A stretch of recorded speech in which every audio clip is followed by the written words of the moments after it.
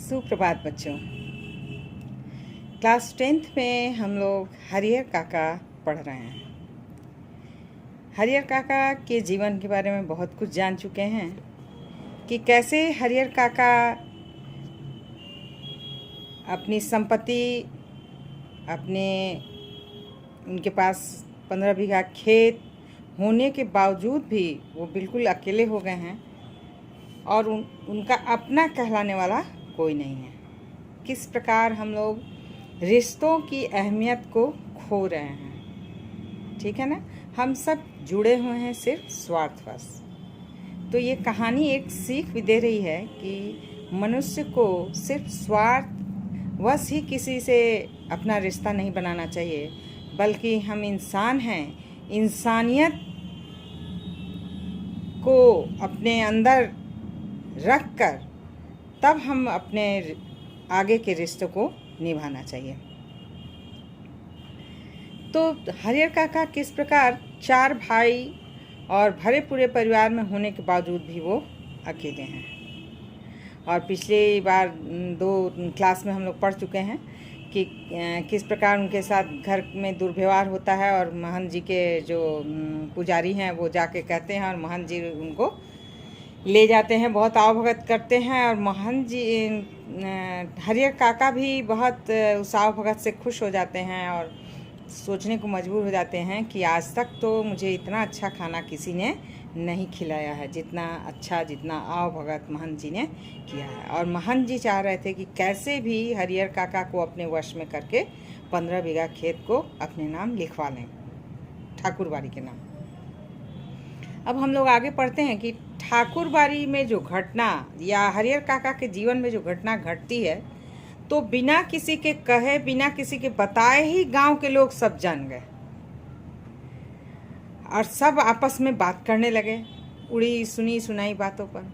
अब आगे क्या होता है, घर में आते हैं हरिहर काका आ जाते हैं तो बहुत आवभगत फिर से उनके घर वाले करने लगते हैं। भाइयों की जो पत्नियां होती हैं वो बहुत आवभगत करने लगती है और हरिहर काका आराम से सोच रहे हैं कि अब मेरी ज़िंदगी अच्छे से कट जाएगी।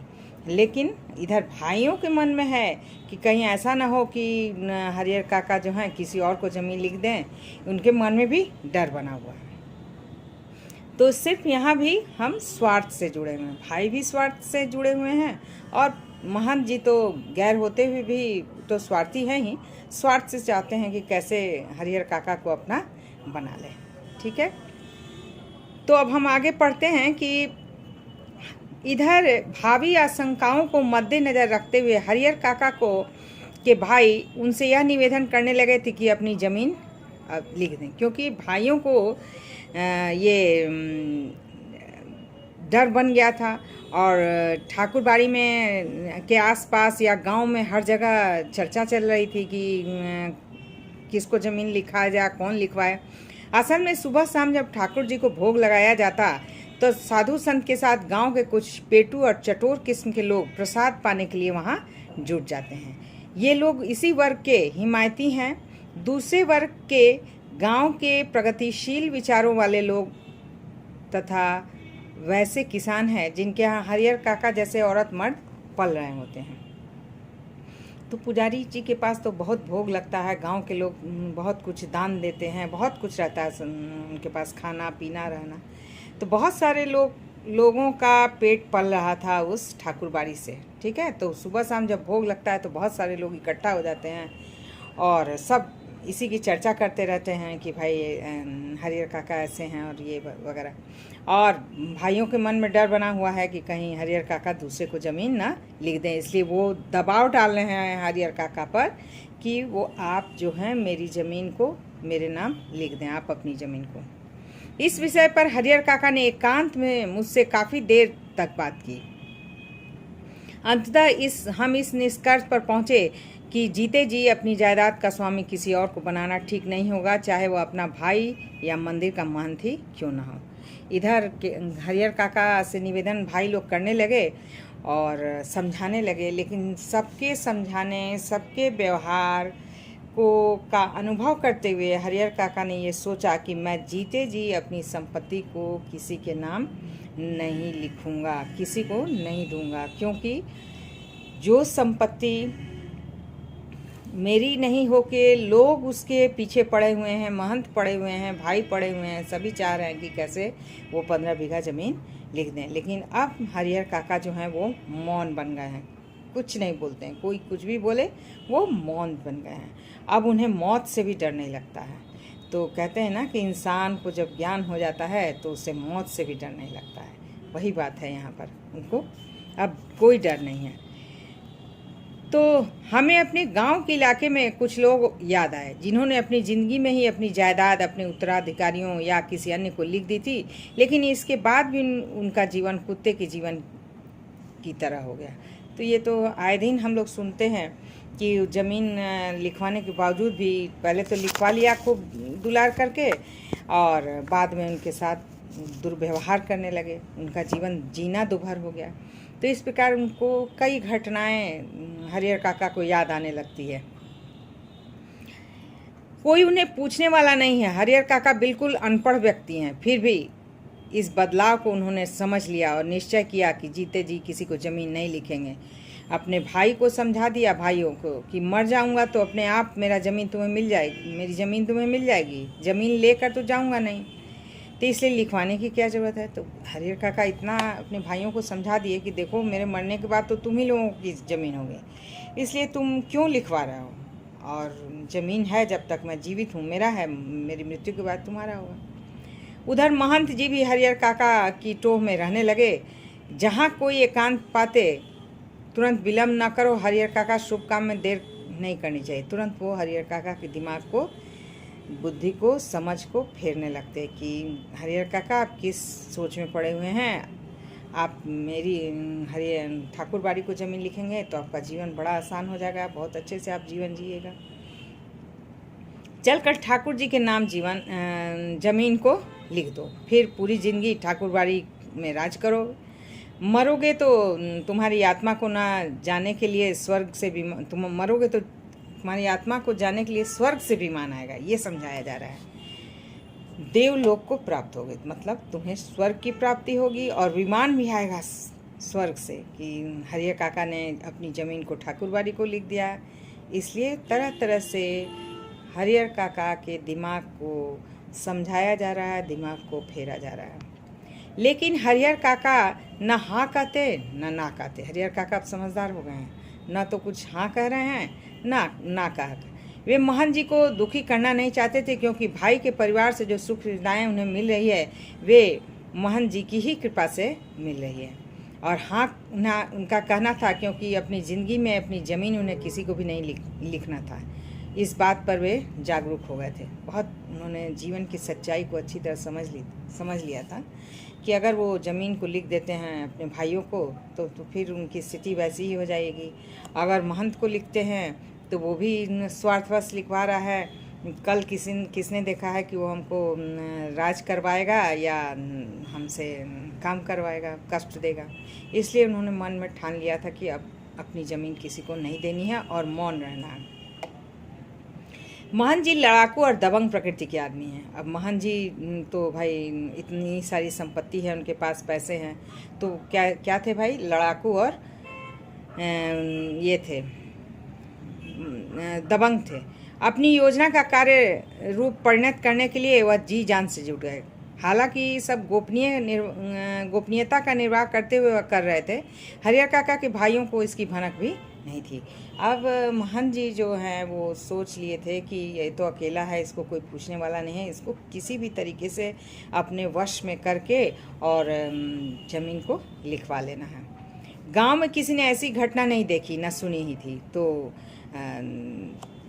ऐसा किसी ने सोचा भी नहीं था कि हरिहर काका के प्रति महंत जी के मन में क्या विचार है और क्या बहुत गोपनीयता के साथ वो कुछ षड्यंत्र रच रहा था महंत।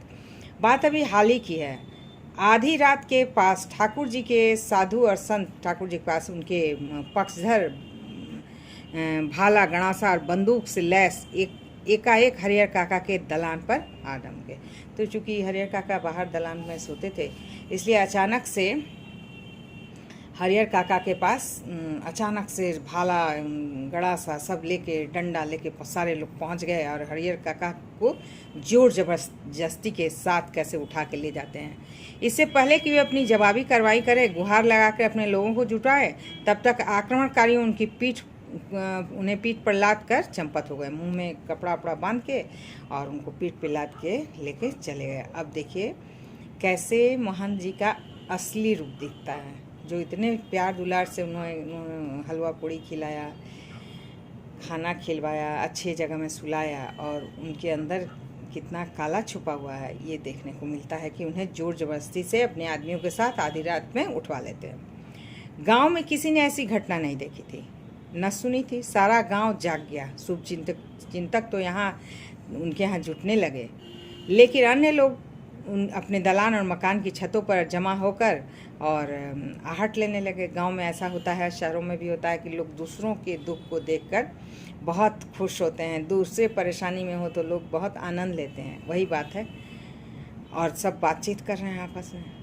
गांव में किसी ने ऐसी घटना नहीं देखी थी।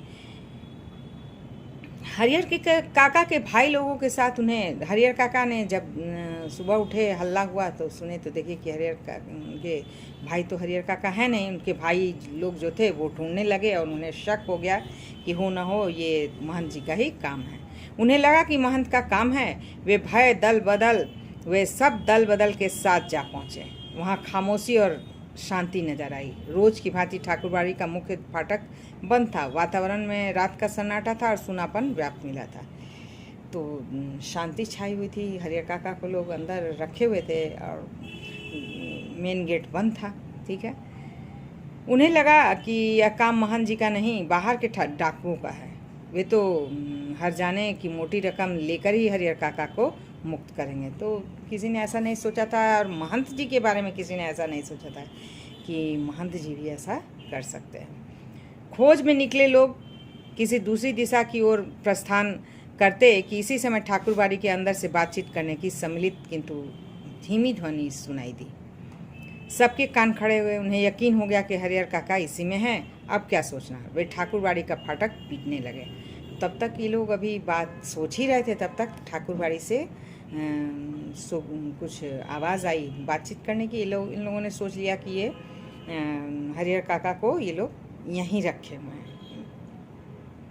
इधर ठाकुरबाड़ी के भीतर महंत और कुछ चंद विश्वासी साधु सादे लिखे कागज़ पर अनपढ़ हरियर काका के अंगूठे के निशान जबरन ले रहे थे। और उन लोगों ने क्या किया था आप सोच भी नहीं सकते हैं कि कैसे वो लोग कितने निष्ठुर, कितने निर्दयी थे, कितने स्वार्थी थे कि हरियर काका से बेचारे से ज़बरदस्ती मुंह में कपड़ा उनके ठूंस के और उनसे अंगूठा का छाप ले रहे थे सादे कागज़ पर, और लिख लेते वो अपना सब कुछ। और हरियर काका ने सोचा भी नहीं था, सपने में भी नहीं सोचा था कि महंत जी इस रूप में उनके सामने आएंगे। ठीक है, जिस महंत को वो आदरणीय और श्रद्धेय समझते थे, वह महंत अब वह घृणित, दुराचारी, पापी नजर आने लगा था।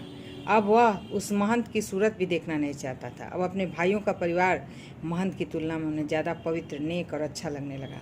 अब तो उनके पास दो ही ऑप्शन था, या तो भाई या महंत। लेकिन महंत के इस रूप को देखकर उन्हें महंत से घृणा होने लगी कि महंत यही वो महंत है जिसने मुझे लाकर घी का मालपुआ खिलाया था, सफ़ेद चादर बिछा के सुलाया था, इतना मान सम्मान किया था, आज इसका ये रूप है। ये जोर ज़बरदस्ती से ज़मीन लिखवाने लगा। तो अब हरियर काका को अपने भाई ज़्यादा अच्छे लगने लगे। और महंत जी समझा रहे हैं कि तुम्हारे भले के लिए ये सब किया जा रहा है। अभी तुम्हें लगेगा कि हम लोग तुम्हारे साथ ज़बरदस्ती कर रहे हैं, लेकिन बाद में तुम समझ जाओगे कि जिस धर्म संकट में तुम पड़े थे उससे उबरने के लिए ही एकमात्र उपाय है। तो हरियर का महंत जी समझा रहे हैं कि देखो भाई, तुम लिख दो, तुमको बाद में पता महसूस होगा कि जिस धर्म संकट में तुम पड़े हो कि भाइयों को दें या किसको दें, वो धर्म संकट तुम्हारा ख़त्म हो जाएगा और तुम आराम चैन से ठाकुरबाड़ी में अपना जीवन बिता सकते हो। यहीं तक रहने देते हैं। तो हम लोग देख रहे हैं कि किस प्रकार हरियर काका अपनी ज़मीन के साथ चैन से रह भी नहीं सकते हैं। उनका कोई नहीं है, इसलिए समाज के लोग अपने भाई लोग सब पीछे पड़े हुए हैं कि कैसे उनकी ज़मीन को लिखवा लें, कोई ये नहीं सोचता है कि हरिहर काका को कुछ आराम मिलना चाहिए, कुछ अच्छा खाना मिलना चाहिए, वो कैसे रह रहे हैं किसी को कोई मतलब नहीं है, ठीक है ना। तो आज सबकी मानसिकता ऐसी हो गई है, हम स्वार्थवश ऐसा एक दूसरे से मिलते जुलते हैं, बर्ताव करते हैं, उसी की सच्चाई हम हरिहर काका के रूप में देख रहे हैं, कहानी देख रहे हैं, महान जी को देख रहे हैं। ठीक है, हम लोग यहीं ख़त्म करते हैं। अगले क्लास में मुझे लगता है कि ये ख़त्म हो जाएगा और तब मुझे पता चलेगा कि हरिहर काका का क्या होता है, हरिहर काका को कैसे मुक्ति मिलती है, हरिहर काका किसको लिखते हैं। ठीक है ना, आप इसको ध्यान से पढ़ेंगे, सोचेंगे और मानसिकता को हमेशा, अपनी मानसिकता को ऊंची रखेंगे कि हमारी मानसिकता ऐसी होनी चाहिए। हमें स्वार्थवश किसी से नहीं जुड़ना है। हम मनुष्य हैं तो मनुष्य की तरह व्यवहार करेंगे, ठीक है ना। सबकी सहायता करेंगे, चाहे कोई अपना हो या पराया। धन्यवाद।